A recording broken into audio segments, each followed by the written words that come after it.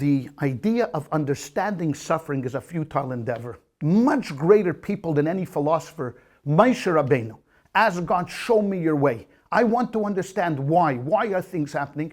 And even he wasn't able to achieve this perfect understanding. The whole book of Eve, the whole book of Job is based upon this idea of theodicy.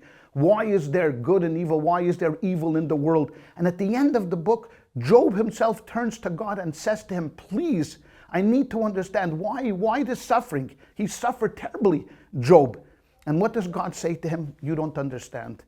You weren't there when I created the world. You are only a human being. You have a limited capacity of understanding. The great prophet says, my thoughts are not your thoughts and my ways are not your ways. So, the idea of understanding suffering is futile. But what do we need to do? We need to engage with the suffering. We need to say to ourselves, okay, there is the idea of suffering in this world. What does it mean? What can I do with this suffering? And I believe, even though that it's painful and it hurts, there are lessons to be learned from suffering. Number one, the idea of sympathy and empathy. When I see someone else hurting, does it hurt me? If it's not hurting you, when you see a close friend that is hurting physically, emotionally, spiritually, is it hurting me?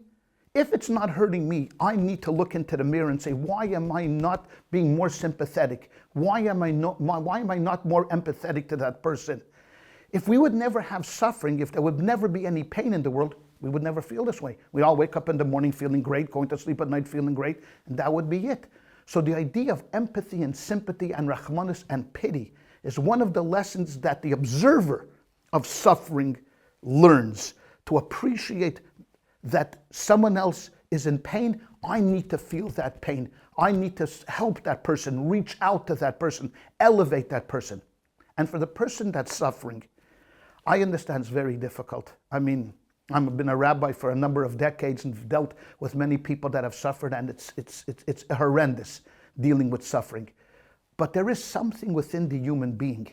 There is a well of strength that a person. I've seen people that have suffered, that have lost children.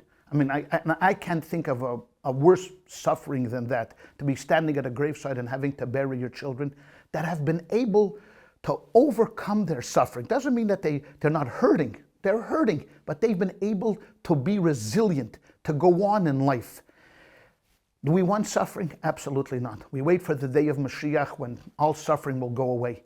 But while we're still in this state, and there is suffering, we have seen, even among people that are hurting, even people that have been put down, there's been this idea of courage and strength, where the human being somehow finds within themselves the capacity and the ability to pick themselves up and dust themselves off and live life. Many unbelievable organizations. I'll give you one example. There's an organization called MAD, Mothers Against Drunk Driving. They have probably saved the lives of tens of thousands of people by making aware the idea and the terribleness of drunk driving. Who started this? Unfortunately, a mother who lost her daughter to a drunk driver. She could have easily have just, gone away and said, you know what, my life is over, but she didn't. Somehow she found the capacity to be able to create an organization that has literally saved tens of thousands of lives. So while suffering will never be understandable, why we need it, we don't know, and we will never know. But while we have it, we need to engage with it and to be able to take that and somehow, somewhere, be able to turn it into something positive. If you like that video, hit the subscribe button and notification bell below for hours of the best Jewish content online.